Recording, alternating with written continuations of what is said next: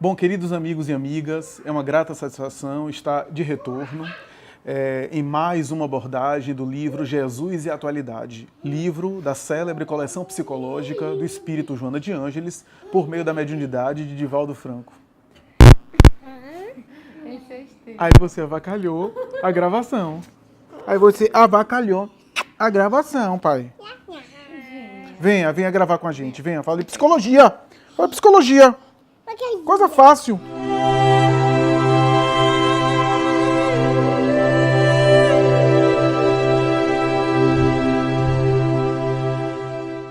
Queridos amigos e amigas, com grata satisfação que estamos aqui de retorno em uma nova abordagem do livro Jesus e a Atualidade, livro que inaugura a célebre coleção psicológica do espírito Joana de Ângeles por meio do médium Divaldo Franco.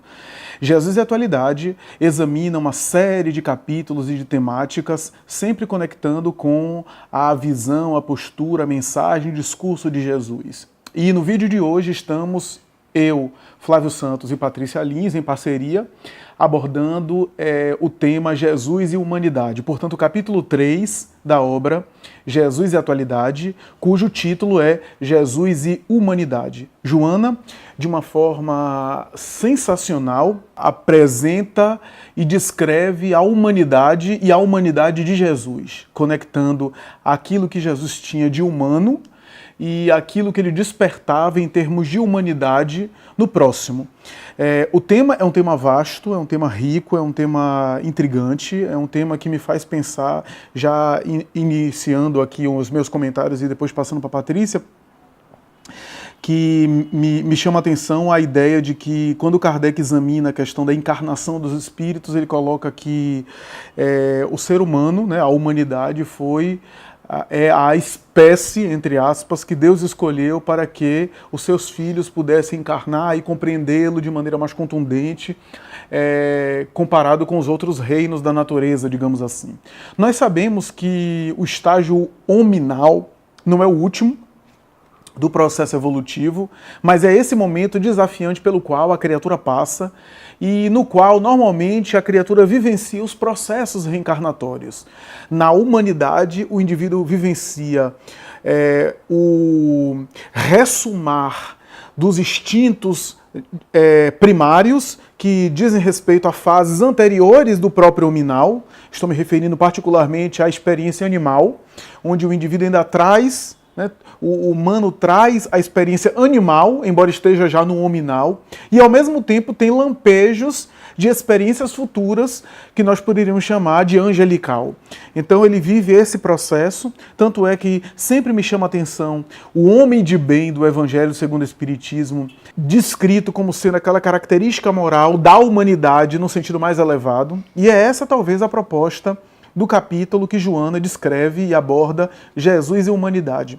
Porque na humanidade nós temos sentimentos os mais mesquinhos e os mais vis, a ponto de rebaixar o homem para além das experiências instintivas animais, porque a crueldade, por exemplo, não faz parte da experiência animal. O animal mata, destrói, devora por instinto de conservação, por alimentação, mas ele não age de maneira cruel, ele não tem a experiência do sadismo, gostar que o outro sofra, e o ser humano consegue se rebaixar para além dos animais, nesse sentido, porque pensa, porque raciocina, e ao mesmo tempo a humanidade consegue produzir beleza e sentimentos elevados, potenciais da alma humana, que aparece também na humanidade dentro daquilo que o humano tem de mais elevado. E Jesus, ele sintetiza esse processo, portanto, o modelo de homem, no sentido de humanidade, do humano, e ao mesmo tempo esse intermediário, esse elemento que liga a criatura ao Criador, ou seja, é humano e ao mesmo tempo é divino. Interessante isso porque a humanidade de Jesus chega ao tal nível de humanização, se fala muito em humanização, Patrícia? A necessidade de humanização, embora não seja o último nível evolutivo, mas a humanização em Jesus e no seu discurso leva o indivíduo inevitavelmente à divinização, à espiritualização. Existe às vezes uma abordagem de estudiosos espíritas, até de psicólogos espíritas, segundo a qual se diz, às vezes a gente quer se espiritualizar, antes de se humanizar, né? Acho que a gente precisa primeiro se humanizar para depois se espiritualizar. E essa tese tem sentido, tem sentido. O que não significa dizer que devemos usar isso como sofisma para ficar no nosso nível humano, no sentido da zona de conforto, porque eu sou humano mesmo, e eu tenho ego, e aí eu justifico com isso o meu estágio de não superação de mim mesmo para potenciais mais avançados, porque não é essa a proposta do Cristo.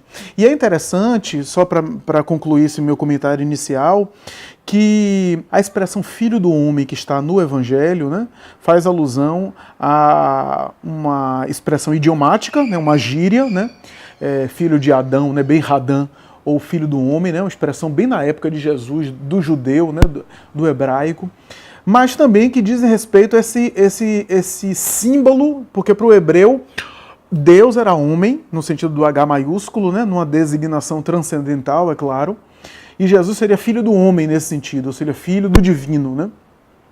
Então é tanto uma gíria quanto uma expressão que pode ser entendida, inclusive, o José Raul Teixeira costuma interpretar dessa forma, né? Que a gente pode também interpretar esse filho do homem como sendo filho da humanidade, ou seja, fruto ou egresso das experiências hominais, mas já não fazia parte mais da humanidade, no sentido estrito da palavra, ou seja, passou pelo hominal, mas já não era mais hominal, Jesus já não estava mais no hominal, embora viveu como homem, viveu a experiência da humanidade conosco, para nos ensinar essa humanização naquilo que a humanização tem de melhor, né, Patrícia? Perfeito.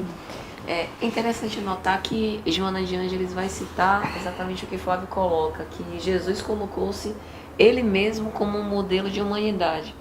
E primeiro para mostrar que é um caminho perfeitamente possível e qual é o caminho que todos nós precisamos seguir. Segundo, que é interessante que quando nós notamos sob o aspecto psicológico, todos os especialistas, né, dessa área do saber, eles utilizavam modelos teóricos para tentar reproduzir de uma forma bastante imperfeita essa humanidade que Jesus trazia. Então, por exemplo, se nós observarmos a psicanálise por Freud, ele baseava-se na libido para tentar explicar as frustrações que nós tínhamos e a nossa tendência de empunhar máscaras e de poder nos vestir do ego para que nós possamos nos relacionar. E que no momento em que nós abandonarmos tudo isso e dermos vazões aos nossos instintos mais selvagens, nós viveríamos sem nenhum tipo de frustração, mas também seria uma grande selvageria. Quando nós observamos a psicossíntese de Grof, ele vai dizer que a evolução da consciência ela é obtida através de fenômenos paranormais, às vezes de experiências anômalas em que você também entra em contato consigo. Mas é difícil você encontrar nessas teorias a realmente busca do transcendente, que só o Cristo nos traz. Aí você vai para uma abordagem psicanalítica de Jung. E aí ele consegue explicar melhor, porque ele fala do inconsciente, né, como uma sombra, e aquele outro lado que eu deixo visível, vai explicar as nossas tendências inatas, como os arquétipos, e vai dizer que o ser é baseado em polaridades, para explicar como ele se comporta. Mas mesmo assim, você ainda não consegue chegar no transcendente. Então, são explicações muito válidas, né? Muito inteligentes, que buscam explicar o ser pleno, né? O ser integral, mas que não tem a profundidade que Jesus traz. E o interessante é que Jesus, com o seu amor à autonomia, né? Ele dava um caminho para a busca de uma transcendência sem dogmas. Ou seja, você não precisa de recursos externos, você não precisa de intermediários para poder, né, fazer o mergulho interior e encontrar o seu self. Você só precisa de si mesmo, né? E quando Jesus se coloca como exemplo, ele dá autonomia a todos nós fazermos isso, né? Porque esses grandes missionários que vieram à Terra, mostrando que existe algo além da vida, que a vida é eterna, que a vida continua, muitos de nós, até por nossa imperfeição, colocamos essas pessoas no altar, distantes da nossa realidade. E Jesus andou conosco, caminhou conosco, sofreu agruras, sofreu vicissitudes sem merecer, para vivenciar isso junto conosco. Então, ele vem ter conosco e eleva o nosso patamar de humanidade ao patamar máximo, né? Através do seu próprio esforço. Então, ele poderia ter vindo com diversos recursos. Ele poderia ter vindo entre os ricos e poderosos da terra, né? Poderia ter esbanjado seus talentos, ele poderia ter colocado os fariseus no seu devido lugar, mas ele não faz isso em momento algum, né? Muito pelo contrário. Em momentos em que ele poderia se expor e mostrar que ele realmente era o Messias, nesses momentos críticos ele se calou por ser o recurso mais pedagógico para o momento, né? Então, a vida dele como um todo é uma vida de grande aprendizado. E com tanto conhecimento, com tanta consciência, ele utiliza os elementos mais simples, né? Ele fala através das parábolas, utilizando elementos do cotidiano, que era uma linguagem próxima de todas as pessoas. E quantas vezes a gente não vê na própria tribuna espírita os oradores floreando o discurso desnecessariamente, afastando a mensagem do seu verdadeiro teor, né? Indo mais para a superfície, para a epiderme da mensagem, ao invés de buscar aquilo que é essencial. Jesus sempre se pautava no que era essencial, né? O que eu acho interessante, Patrícia, é que essa mensagem de Joana me faz pensar em duas questões. Uma questão que é teológica, que é clássica, que é a ideia de que Jesus não era humano, era Deus, era o próprio Deus, o dogma da Santíssima Trindade. Eu não vou entrar em consideração polêmica sobre o dogma da Santíssima Trindade, porque é um conceito caro, no sentido de valorizado e de sagrado para alguns religiosos, né? Então, embora o Espiritismo não se coaduna, não se identifica e não entende da mesma forma o dogma da Santíssima Trindade, nós respeitamos e aceitamos que algumas doutrinas religiosas, não apenas a católica romana, mas todas aquelas que se derivaram do protestantismo também acredita que Jesus é o próprio Deus em carne e osso. É o próprio autor do universo, o absoluto, que se fez ali limitado através desse conceito que é muito sofisticado dentro da teologia, do 3 em 1, que na verdade Pai, Filho e Espírito Santo, e a ideia de que Jesus era o próprio Deus ali, no momento, né, é a segunda pessoa da Santíssima Trindade, mas ele era o próprio Deus, o próprio Criador do universo, né? Embora não entendamos dessa forma, e não iremos abordar dessa forma, porque o Espiritismo entende que Jesus não é a própria divindade, mas era o representante de Deus para nós, né? E foi concebido e até foi visto como o próprio Deus pela nossa dificuldade de entendê-lo, né? Pela incapacidade nossa de abarcá-lo, né? Mas ele sempre se referia ao Pai em terceira pessoa, né? Em alguns momentos dizendo que não dependia dele fazer tal coisa, mas sim ao Pai que está nos céus. Se ele era o próprio Pai que está nos céus, porque ele não disse que era ele mesmo que ele poderia fazer, ainda que fizesse alusão à dimensão primeira da Santíssima Trindade, ou seja, o Deus Pai, né, e não o Deus Filho. Enfim, eu sei que há argumentos contrários a essa minha tese, né? Eu sei que há pessoas que discordam desse pensamento baseado em fundamento teológico, não vou entrar por esse mérito, mas o que Joana está aqui tocando é dizer que Jesus tinha uma humanidade. Não é a humanidade demasiadamente humana, como dizia Nietzsche, né? Mas é uma humanidade na pureza, né? É como se Jesus apresentasse para nós, né, o lado melhor da humanidade, né? Ele era o lado melhor da humanidade. Embora ele não fosse somente humanidade, ele fosse alguém que tinha também uma dimensão divina. Todos nós temos uma dimensão divina, né? Mas ele já estava, digamos assim, integrado nessa dimensão divina. Ele já vivia a transcendência do angelical, né, para a doutrina espírita, né, espírito totalmente perfeito. Mas ele demonstrava para nós não apenas a sua angelitude, que para nós era inacessível, é inacessível em grande parte, a angelitude de um ser crístico, mas ele queria demonstrar para nós a humanidade dele, né? E a humanidade dele, como se ele dissesse, se vocês conseguirem ser humanos dessa forma, o lado divino em vocês vai desabrochar, né? O lado angelical vem por acréscimo, né, por consequência. Então, existe esse ponto. E o segundo ponto é uma alusão à própria cultura hebraica.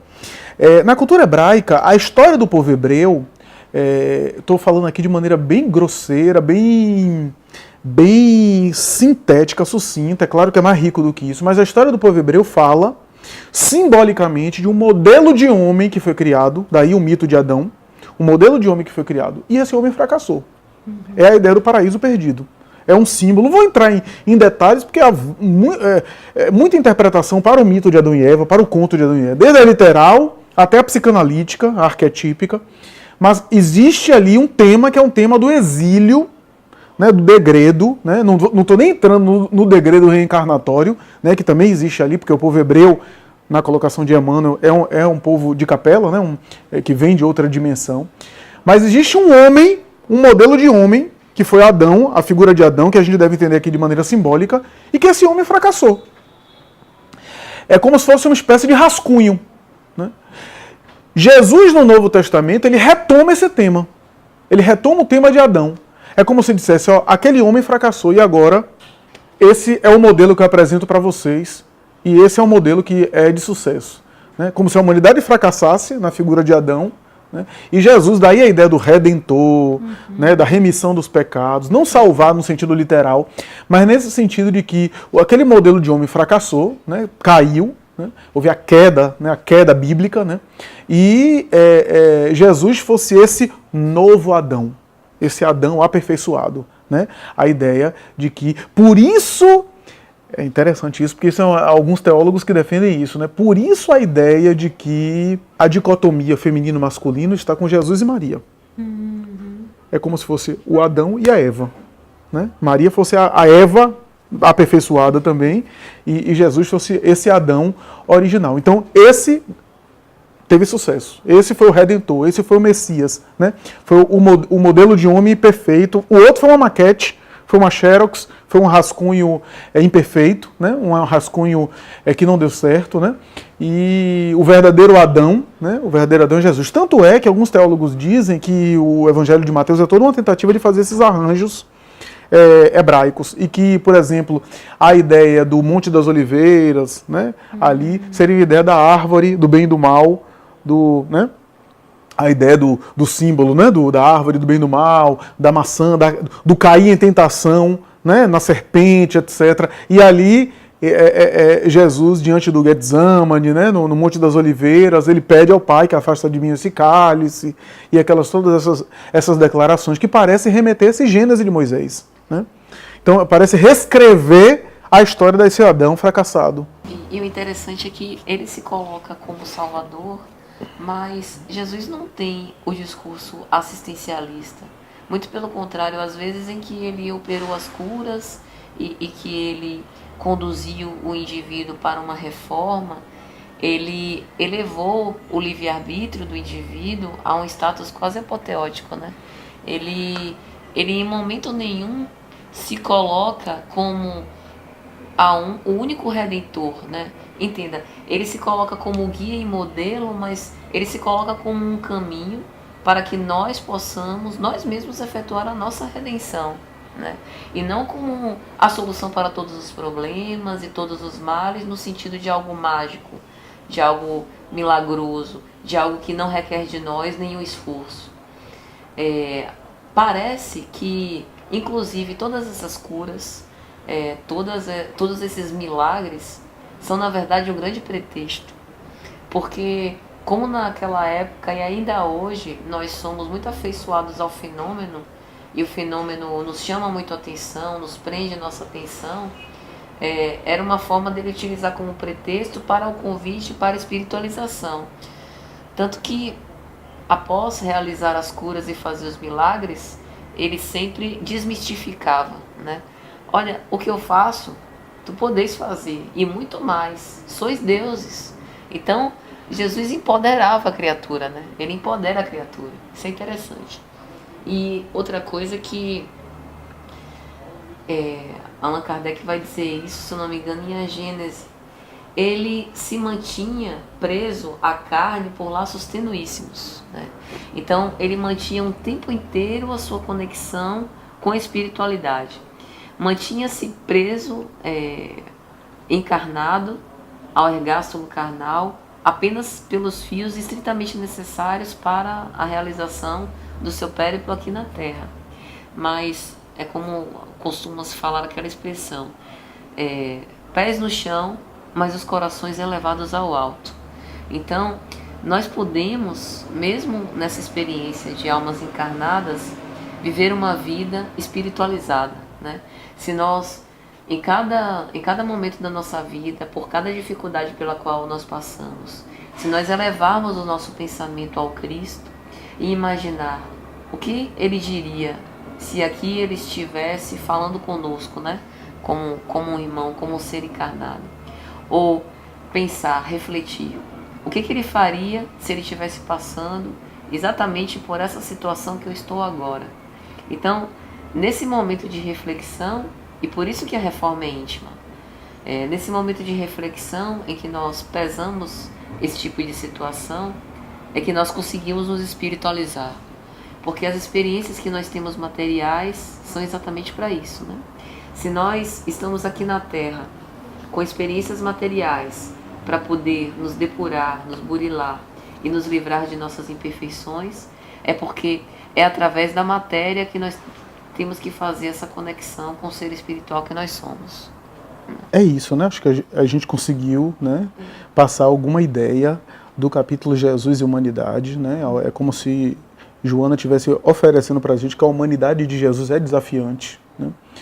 Se a gente se admira com a humanidade de um Gandhi, de um Luther King, né, a humanidade de uma Madre Teresa, né, com todas as características desses seres, né, a humanidade de um Sócrates, de um Platão, né, todos eles que tinham uma dimensão humana, né, mas a de Jesus, ainda, além de ser fascinante e desafiante, ainda não é totalmente devassada, ainda não é totalmente entendida, né? Tem inclusive uma autora chamada Hannah Wolff, a psicanalista alemã, que ela costuma dizer o seguinte, que todos nós temos um epicentro com o qual gira a maioria dos nossos interesses. E se a gente for até categorizar essas grandes almas que eu citei aqui, todas elas podem ser definidas, né, por um epicentro. Sócrates, a ideia da filosofia, da educação, do parto das ideias, Gandhi, a não violência, né, algo mais social, né, Madre Teresa, a dedicação aos necessitados e aos excluídos, todos eles, Chico Xavier, a mediunidade, né, a produção de conteúdo que iluminava consciências. É claro que esses indivíduos não eram só isso, tinha mais coisa, mas aquilo que predominava. Qual é o epicentro do Cristo? A gente não consegue definir, porque ele era tudo. Né? Ele era alguém que era meigo e colocava a criança no colo, né, e brincava com criança, e ao mesmo tempo era um profeta que conseguia embaraçar os doutores da lei falando de misericórdia. Então é difícil categorizar, classificar Jesus nessa humanidade nossa rasa. Né? Há algo de humano que a gente ainda não conseguiu desenvolver e que tem esses potenciais dos sois deuses, né, e que toca no divino que também existe em nós, né? Como se fosse algo que, à medida que a gente vai alcançando esse nível de humanidade proposto pelo Cristo, a gente vai esbarrando também no divino, que é essa intercessão, né? Perfeito. Tem uma frase que Joana vai falar logo na conclusão, que ela diz assim, cristifica-te. Eu achei de uma beleza sem tamanho. Porque quando nós avaliamos, por exemplo, a parábola do pão e vinho, que é uma parábola muito bonita e cheia de simbolismos, né?